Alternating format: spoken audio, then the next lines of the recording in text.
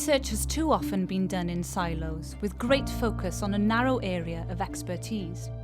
But through shared knowledge and access to data, wider problems can be solved, from inequality to sustainability, from helping our aging population to better ways of raising our children.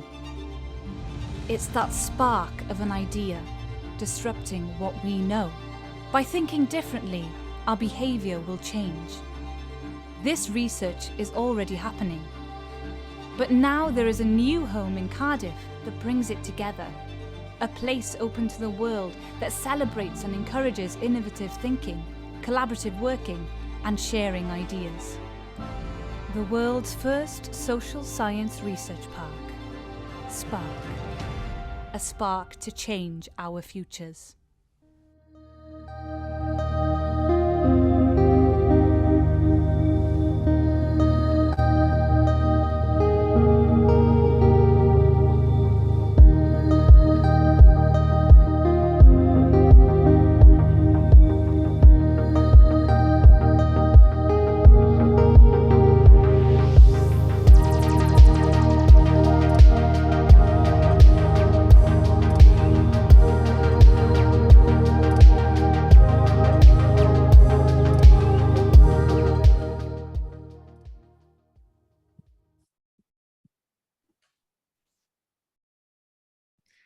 Good afternoon, everyone. My name is Phil Swan. I'm one of the business development managers within the CPD unit at Cardiff University.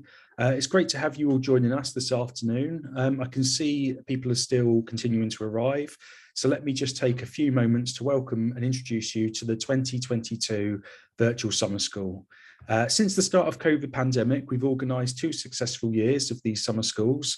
The idea came about as a way of trying to provide something to industry and third and public sector at a time when many conferences and face-to-face training was being cancelled. And needless to say, it was a great success. So we organised a similar again in 2021 and again this year. Just while the last few people arrive, I'm just going to go through some basic housekeeping with you until I hand you over to our presenters.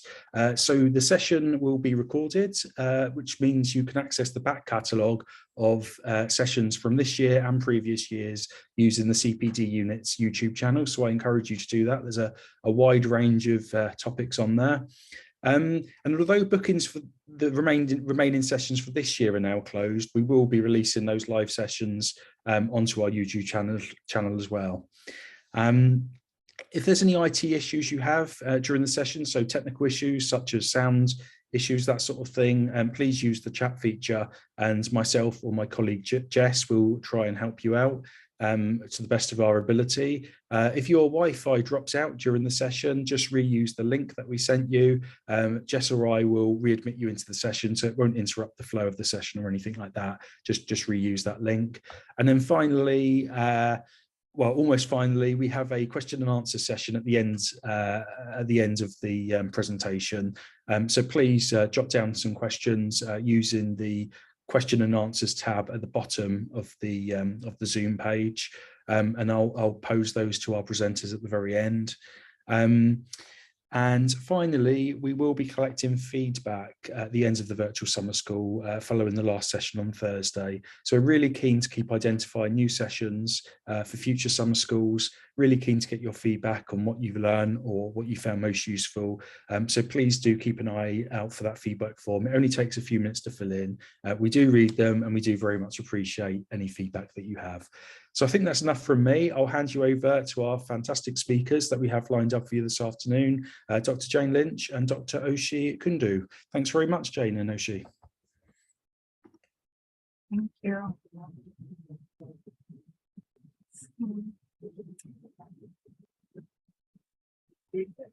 Oh, you're just on mute, Jane. That's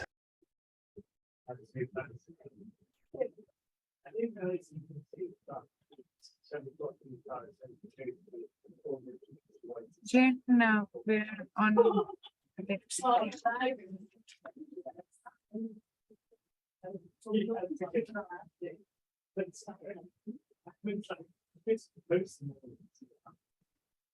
Oh, thank you, Jane. And thank you, Phil, for the introduction and also for,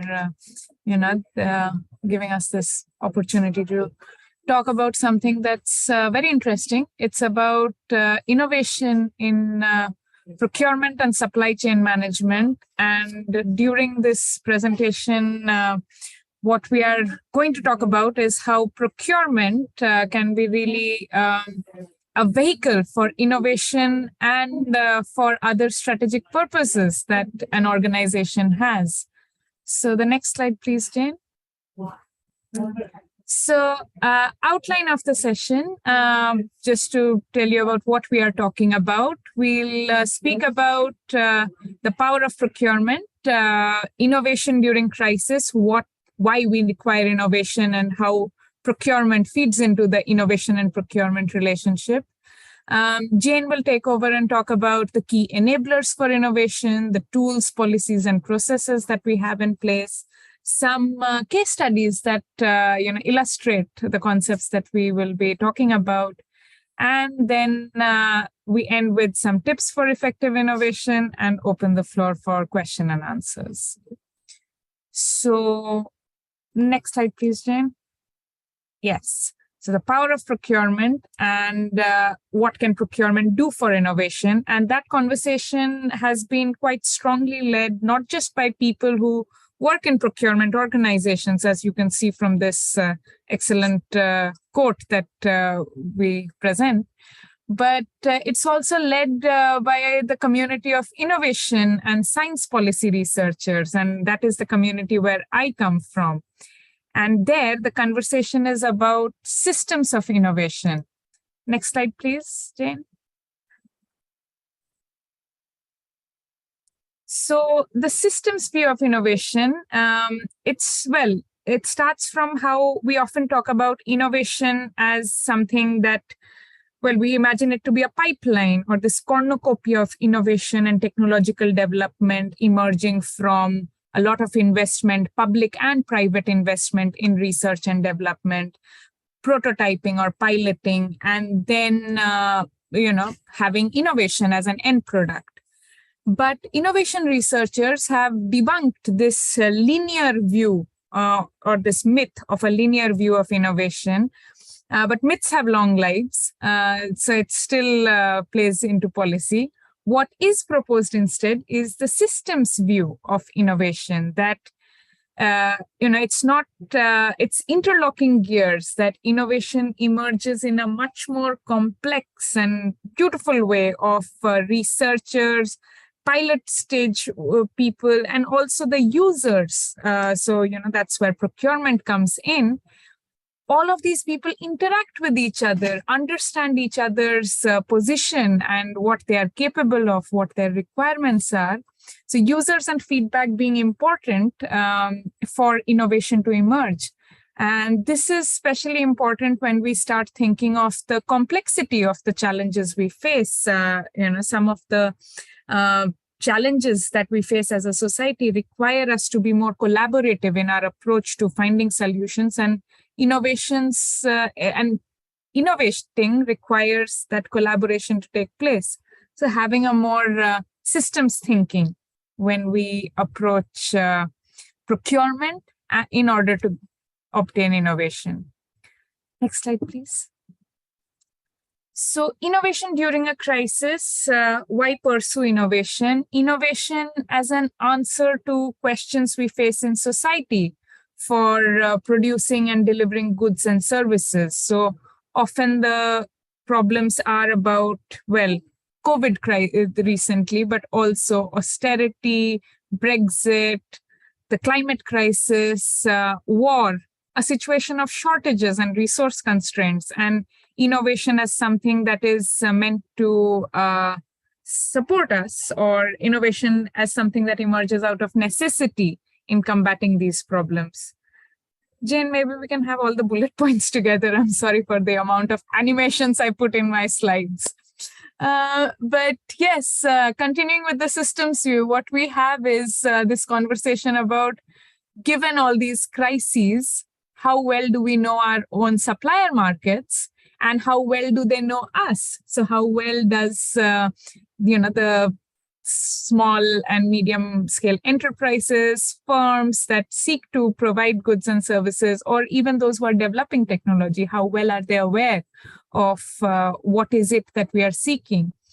So, because suppliers need time to respond.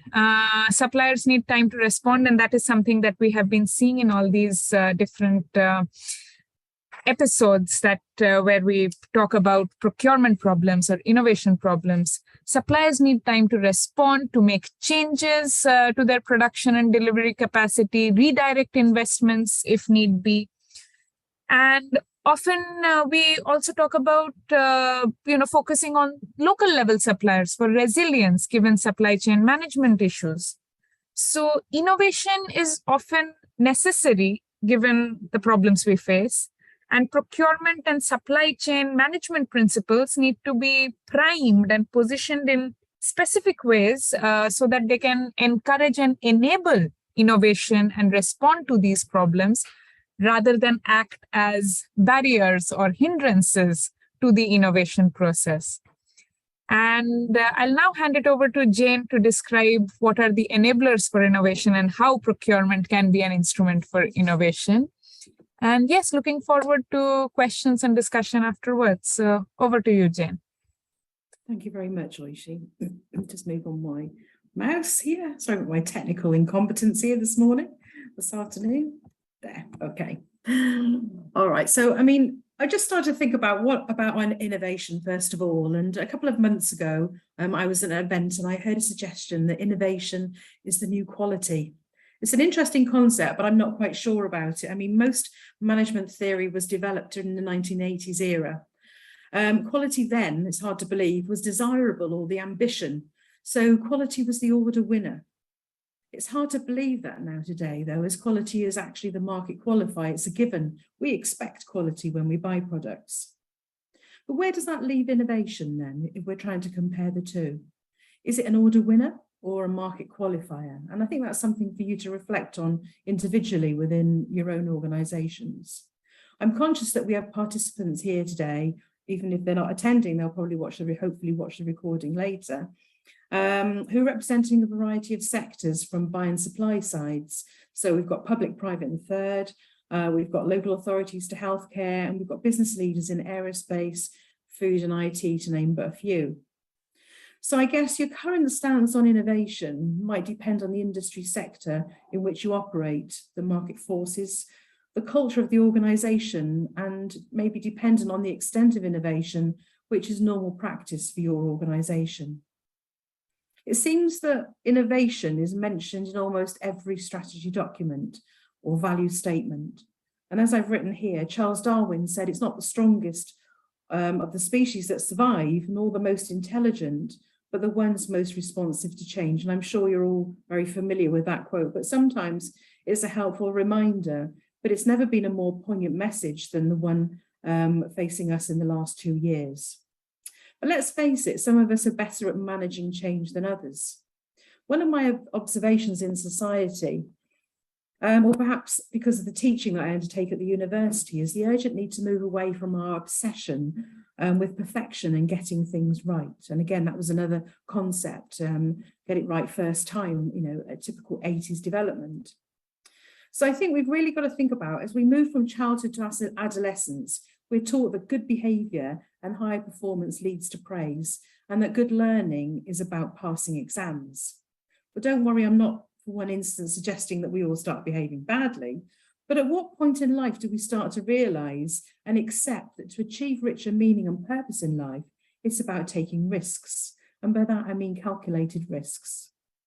It's about growing ourselves to we need to accept and we need to learn from failure. Well, I'm a good example of that one, I can assure you. Life can be one long journey of learning and trying out new ways of working, new products and new services. So one of my first questions is, what does innovation mean to you? So what we've got here, as Oishee says, are some of the drivers towards innovation. We frequently hear the terms entrepreneurs, startups, incubators, disruptors, or champions, and maybe some of you in the audience have experienced in one or all of those. But one of my first questions is, why do we need to innovate? This slide shows some of the key enablers of innovation.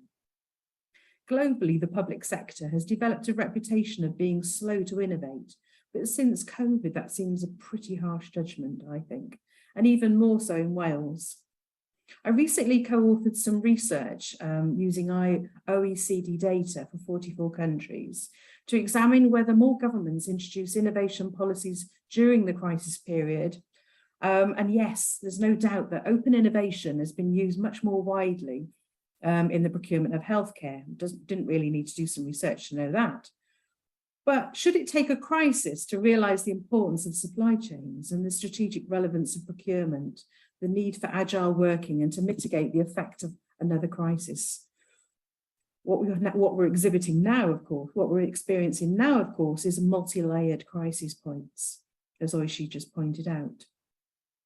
One thing we've learned from the last 2 years is that we do need to build in resilience in our supply chains, and that in itself requires innovation. In Wales, we're all eagerly awaiting the Welsh Government's new integrated cross-government innovation strategy to be published. In its title, that's innovative. Cross-government innovation. Wow, I can't wait to read that. We also hear that BEI's innovation strategy for UK places increasing importance of place-based agenda. And the UK government's spending commitment on R&D is set to increase by 35% to 20 billion over the next 3 years. That's an eye-watering amount of money, isn't it? For those of you working or closely working with procurement, what is it that we're trying to achieve? Is it the procurement of innovation, or is it innovative procurement? These terms are often used in the wrong context, so it's important that we delineate the two and really understand what it is that we're trying to achieve here. If we're designing radical innovation, then collaborative working is key. This point holds as much relevance for intra or internal collaboration as it does for internal or inter-collaboration, as pointed out in this slide here. And those of you that might have attended the session that I ran last year on collaboration will hear some of these key points. But I thought it was worth just mentioning a few of the important lessons of collaborative working. I often hear people saying that they're collaborating, but collaborative working is resource intensive at the outset, and mutual trust in a business relationship isn't easy. So for your partners to get most value out of the collaborating, there needs to be mutual benefit. If you're currently engaged in collaborative working, honestly ask yourself, is it a win-win relationship where all partners feel listened to and valued? Where key stakeholders involved in all decision-making at the outset? Or as often is the case with procurement, were they bought in at the end to manage the procurement process and the legal bits, as I often hear in conversations? If we want to achieve sustainable innovation, your procurement team are your gateway to the supply market. It is often the smaller suppliers that deliver the highest innovation. And the reason for this is because they're often the closest to the customer, the consumer, or the end user, whichever is the appropriate term in the context. So pre-commercial procurement is my other point in the slide here, or supplier engagement days, meet the buyer events are crucial to build market knowledge about what exists currently. So my next question to you is, how should we innovate?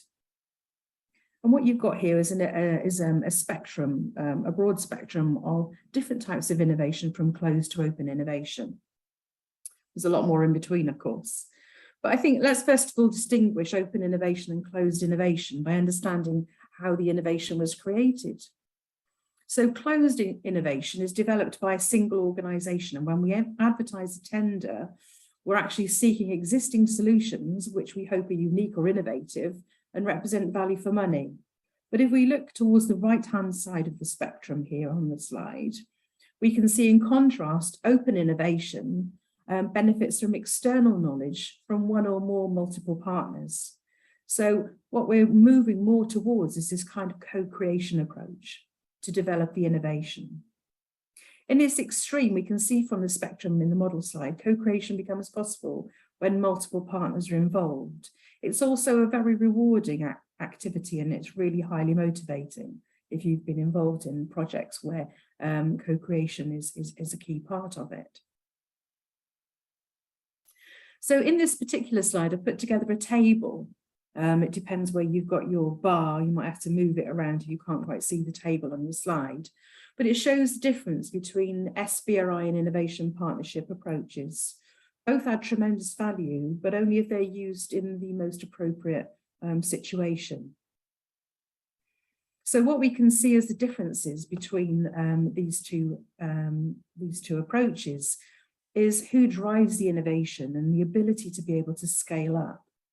One of the greatest challenges with all innovation, and it's sometimes a barrier for smaller businesses to supply the public sector or largest clients, is the ability to be able to scale up the innovation. So that brings back to the point of using supplier engagement days and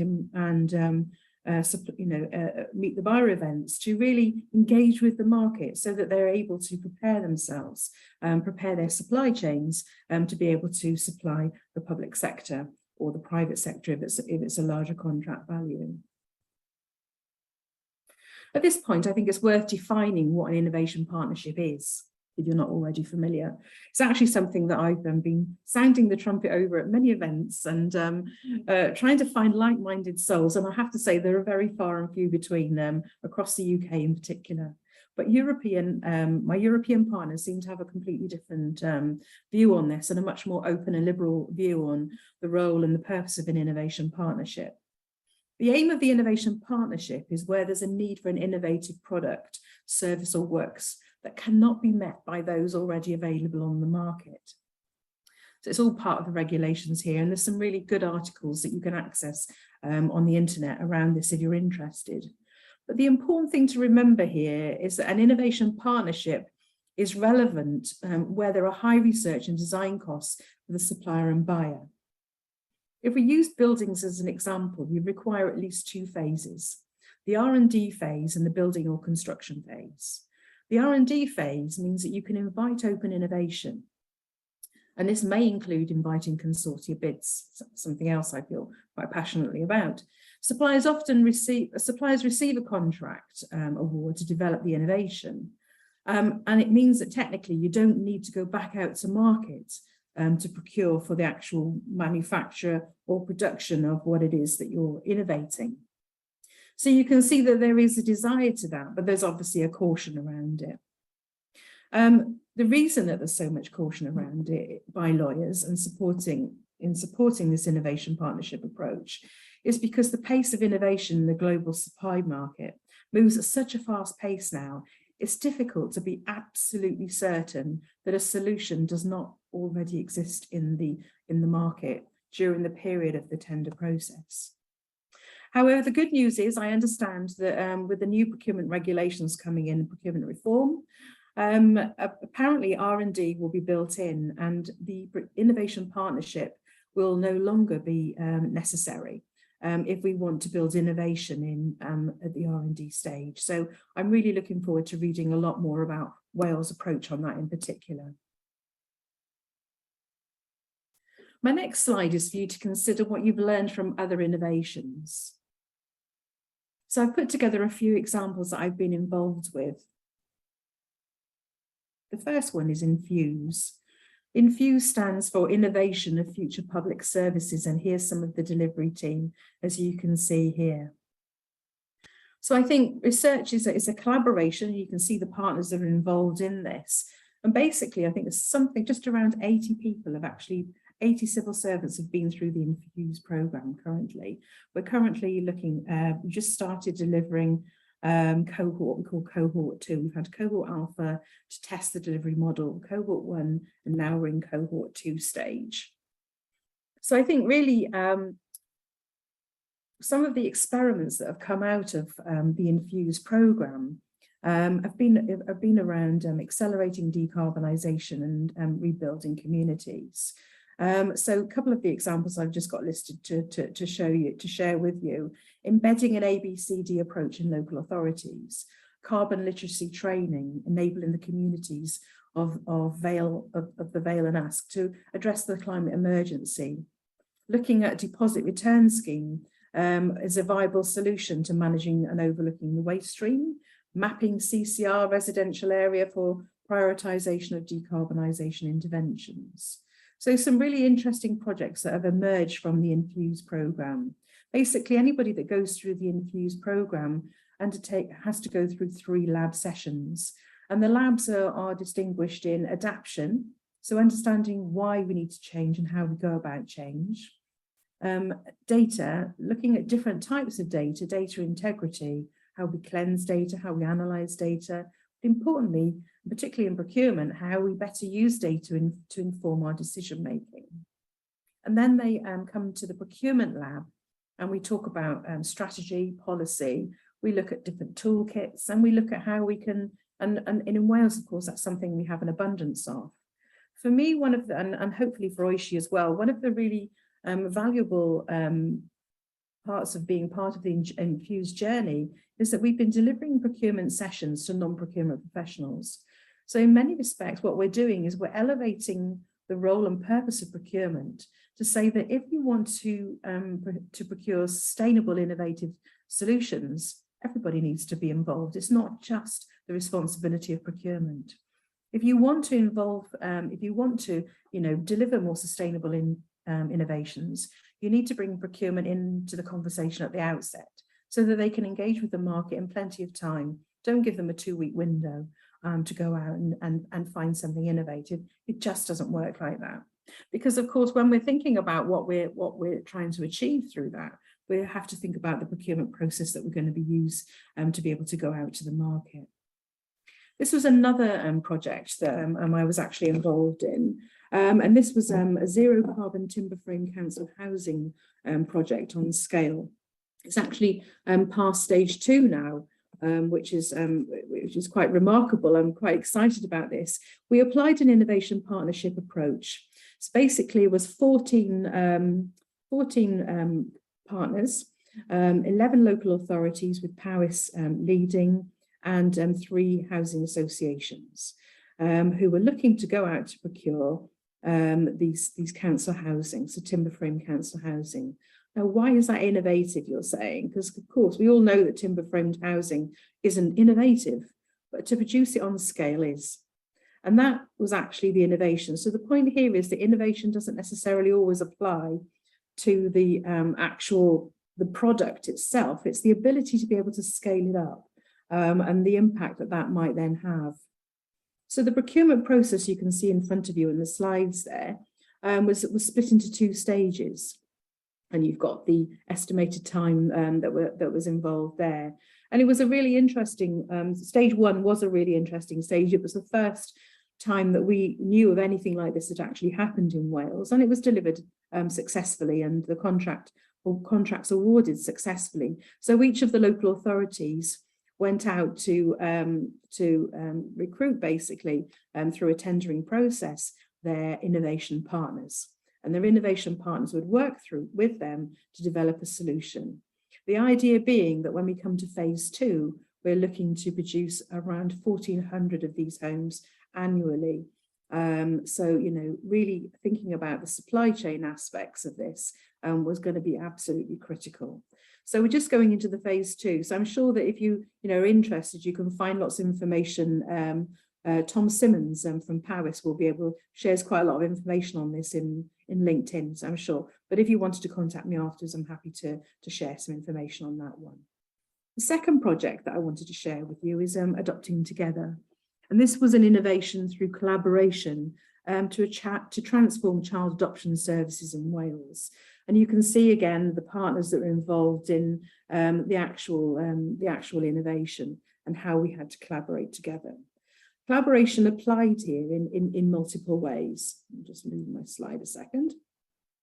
The key drivers for innovation was really the problem that we have a growing problem, and I'm sad to hear that problem is getting worse as we come out of the COVID crisis, with everybody stuck at home for pretty much 18 months. It's caused a lot of problems for childcare. But really thinking about we focused on a particular segment of these children. These are children who have waited the longest. And that might be because maybe they have a physical or mental disability that makes them, not maybe so attractive and easy for people to be able to take on, because it's an awful lot of responsibility taking on adoption child. But it could be that they're in sibling groups of 2, 3, 4. But I think one of the most alarming factors was that, I don't know if you're familiar with ACE factors, adverse childhood experiences, but there are 10 in total. And the children that we were looking to place here have an average of 7 of those adverse factors. So these are children who are the most vulnerable in society, who really needed help. Of course, we've also got the legislation, which is really about bringing a fair, equal Wales.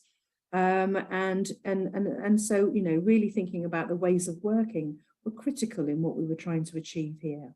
But rather than me bore you with a little bit more talking about it, they just recently published a video on it, so I thought I'd share that video with you for a moment. I hope you can hear it.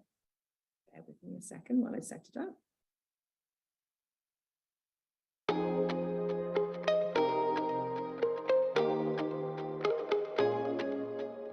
The knowledge transfer partnership here was between Cardiff University, St David's Children's Society and relevant stakeholders, including the National Adoption Service. So it's a complex partnership and collaborative arrangement. It started out of a recognised need to meet the needs of children who were taking a bit longer to get placed for adoption than we would all recognise as being ideal. So these were children who had additional health needs, or it had been agreed should be placed with their siblings. To actually have a tiny part in the 25 children who we have placed through the service, who might otherwise have remained in long-term foster care, it's really, really powerful. The social return of investment on a child being adopted as opposed to remaining in long-term foster care was 1.1 million. Because sometimes children who remain in the care system, their outcomes can be poorer. So what we did to develop the service, we brought together 4 components under one umbrella, which was the recruitment, the Team for the Child meeting, the transitions for children moving from foster to adoption, and then that post-adoption support, and embedding that under one model, which was the Adopting Together service, alongside how we actually then developed that through the service level agreements with our colleagues in the statutory sector. So the benefits directly for the children and for their adoptive parents were just huge. Always knew how important this was going to be for any individual child. The risks of a child's plan for adoption being changed and then remaining in long-term foster care.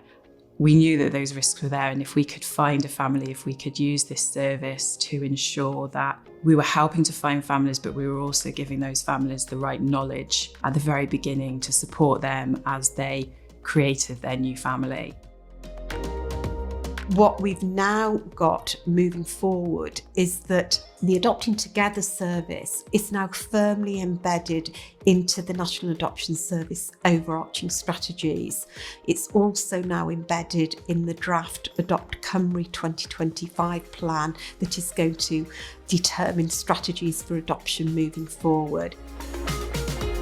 This is one of the wonderful things about being based in Wales, is that you can have a knowledge transfer partnership that enables you to partner with the third sector with a vision of societal benefit.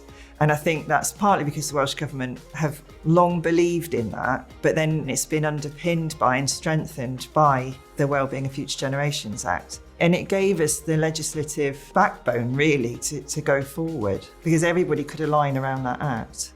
I can't recommend it enough on those grounds alone. To know that what you've done as a sequence of papers is then translated into something that's made a difference to a group of children and their parents, it's wonderful.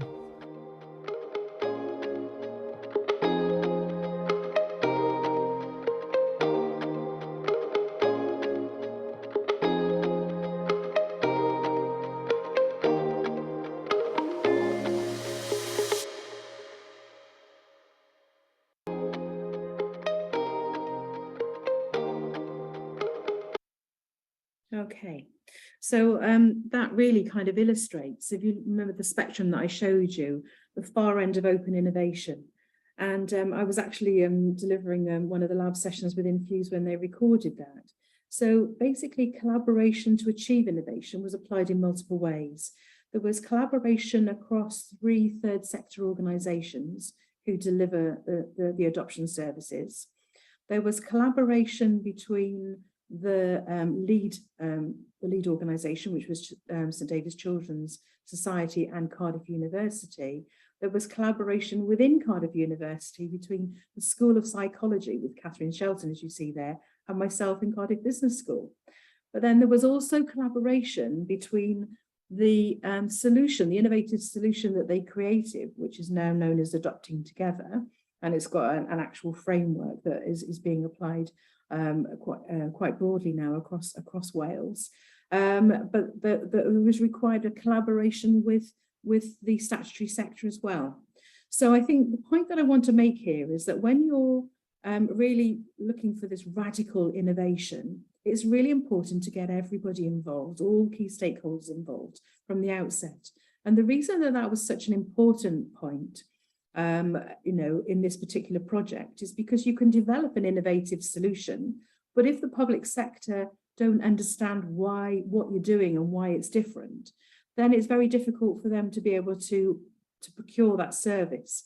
And, sometimes the tender document can be quite limiting in that. So it really required a partnership approach, because to make sure that if you're going to deliver something which you think is going to be much more purposeful and create better, more positive impact, you need to be certain that you're going to have a public sector partner to work with you.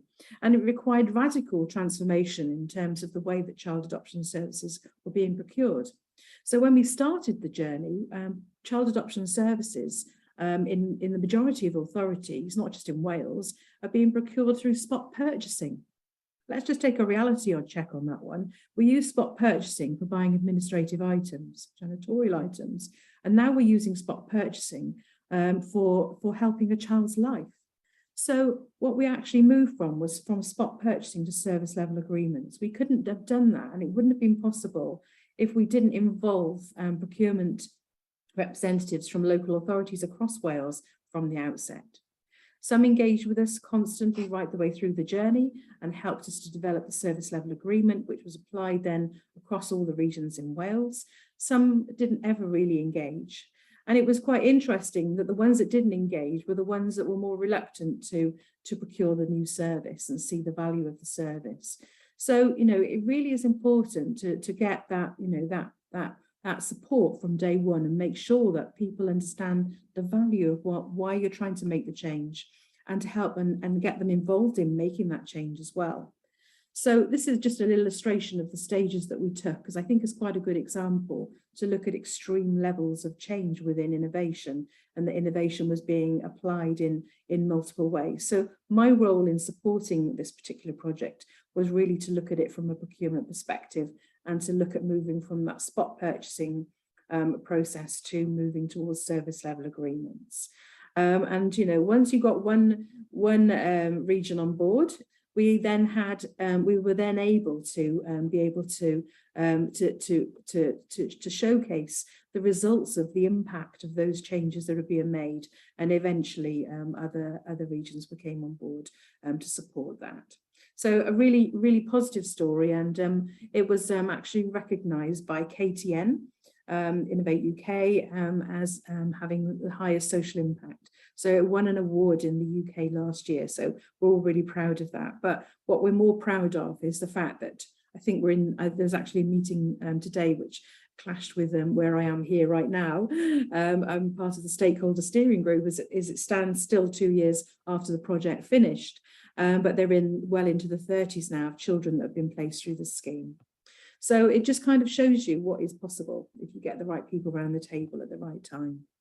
So I think let's just kind of wrap up really in terms of thinking, top tips for managing innovation.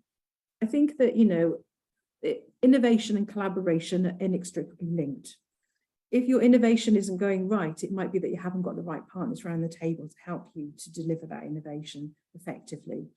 And equally, if your collaboration, the reason for your collaboration is surely to be able to innovate and do things differently. 2 heads are better than 1.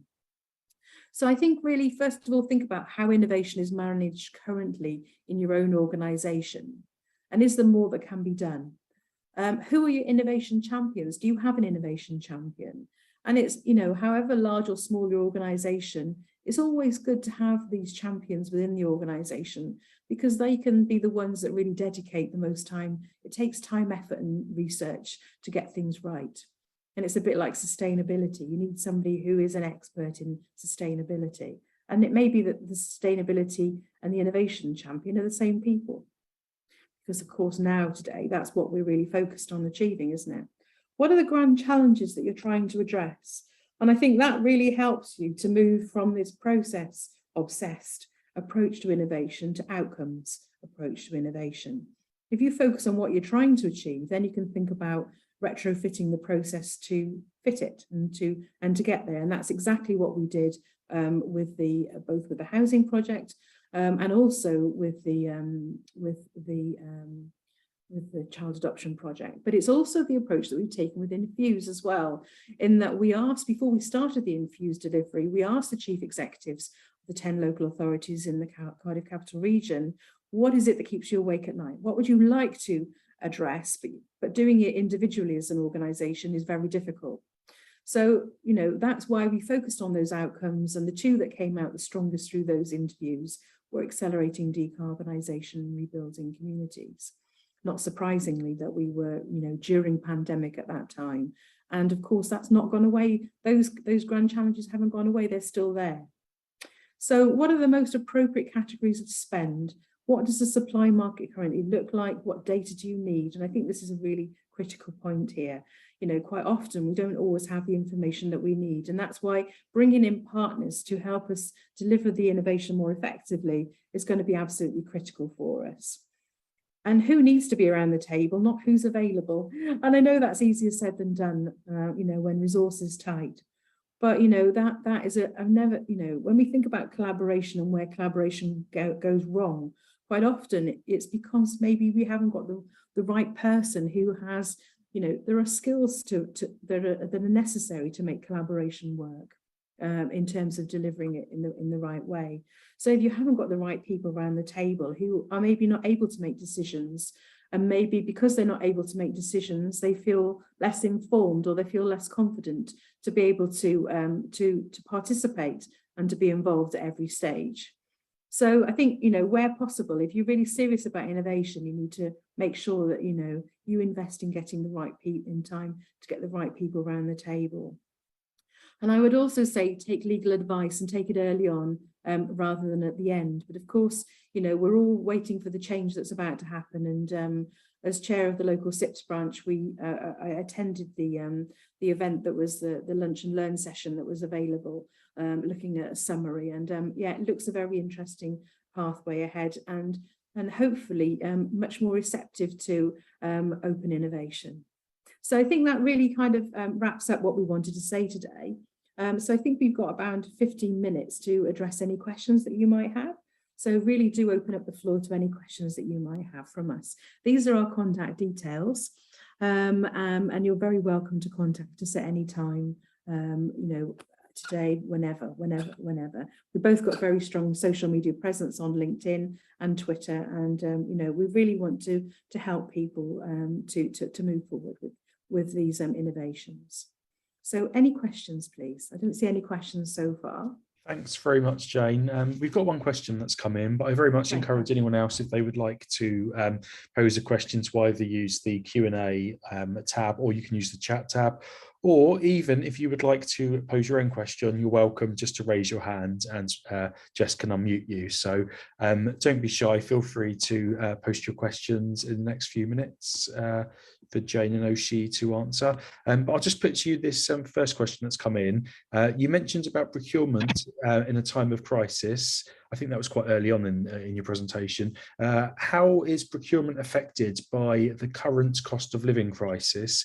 And do innovations in procurement have the potential to address issues around pricing for customers? Yeah, I've got some ideas for that. Oishee, do you want to start off with anything at all there? Yeah, I mean, you know, it's a fantastic question given, yes. And that's the thing that, you know, whenever we are talking about crises, there's always a new one. But I think what these crises, and especially for procurement, what they display is this, what are the choices that we make? And I think for far too long, some of the conversation has been dominated by how any sort of strategy, social well-being, sustainability comes at the cost of economic objectives, but often that is not the case when we are in the realm of innovation, where you can invest in order to develop something that is cost saving and also helpful for the environment. And there are several examples of that. I think one of the reasons why having such discussions is important is because we have case studies, we have research that shows that they are not often opposed to each other, and procurement can play a role beyond just the value for money in a very narrow economic sense, going beyond that into a broader conversation about how we respond to challenges. And I think that would be my response to how procurement changes or how procurement should be practiced in the context of this cost of living crisis, rather than trying to scale back on whatever progress we have made in the procurement conversation. We should be going forward further with strategic procurement and with innovative procurement. Jane, Fantastic. please. Yeah. No, that's fine. So one of the network groups that I belong to is called IPSERA. I belong to two. One is called ERSP, it's the International Research Study on Public Procurement, and we're actually running a workshop in Slovenia in September on crisis, the role of public procurement in crises. And we're inviting senior policymakers and procurement directors along to that workshop. It's an invitation-only workshop. So I'll have a lot more answers for you after that one. But one of the other networks that I belong to is called IPSERA, and it's an international purchasing and supply conference. And one of the discussions that I was really engaged with, and we spent a lot of time talking about, is that if we look at it first of all in the public sector context, and then I'll try and broaden it out to private and third as well, is that really procurement. It's been moving at such a pace, purchasing to procurement. I mean, SIPS, the only chartered institute that changed its name from purchasing to procurement. So that's massive in itself. But I think we've gone beyond that even. It's really procurement and supply chain, isn't it? We really do need to be calling it procurement and supply chain, because is this, one way that we can get out of this kind of blinkered vision or the stigma associated with procurement is only involved in process and legislation. No, procurement is much more than that. Procurement is around sustainable innovation and driving that forward. Yes, of course, cost will always be a consideration, but we do need to get procurement much more involved at the outset, as I've mentioned several times through the presentation today. So for me going forward in public sector, I don't think we should be saying procurement anymore. I think we should be saying procurement and supply chain, because I know that in Wales in our structure, so that's why I'm particularly really interested to read the new strategy that's going to be coming out from Welsh Government, is that we have a minister responsible for finance and procurement, sits under that, and we have a minister responsible for the economy, and that's where any supply support fits. Well, of course, what we've learned through the COVID crisis, is we need to bring these together. So procurement and supply chain management is really got to be the way forward. So and that in many respects might need new skills development for procurement to have much more market awareness, much more commercial intelligence and understanding when they're going out to tender. So I think that's one of the points that I'd like to raise through that question. And then more broadly, if we talk about the role of procurement with the rising cost of living, which is just scaring all of us out of our wits, isn't it? I think from a business perspective, what it just evidences is that procurement isn't just involved in direct spend, it has to be involved in indirect spend. And I know that for some organisations that's nothing new, but for some it is. And there's still an enormous amount of work to be done to understand and appreciate the strategic relevance of procurement, addressing the overhead spend as well as actually the goods coming in or the services, and then how we then process those to the wider community. So I think more emphasis on indirect spend is going to be absolutely critical here right now. It will be very interesting to see, you know, we've kind of gone full cycle, haven't we, where, you know, we used to see assets as, you know, particularly buildings, cars and so on, as a risk. And so we started leasing. Now we seem to think maybe we're going to go back full cycle again. Maybe we need to go back, you know. So, you know, understanding what it is that we need to prioritize within our organization. But definitely, again, the purchasing and supply chain, procurement and supply chain, it needs to be a new title, I think, going forward in terms of our understanding about what procurement entails. Very, very important. I hope that addresses some of the question that you posed there.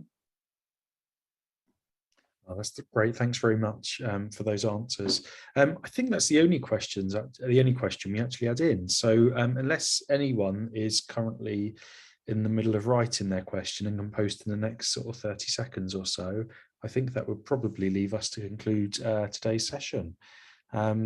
So that leaves me to thank you for the brilliant presentation and, of course, answering the question as well. And I think that's the end of the session. So if anyone, we got many thanks. Someone says so. Yeah, that's great. Thanks very much, Jane. Thanks very much, Oishee, for the presentation this afternoon. And thanks everyone for attending today as well. So we'll close the session. Thanks very much. Diolch yn fawr am wrando. Thank you.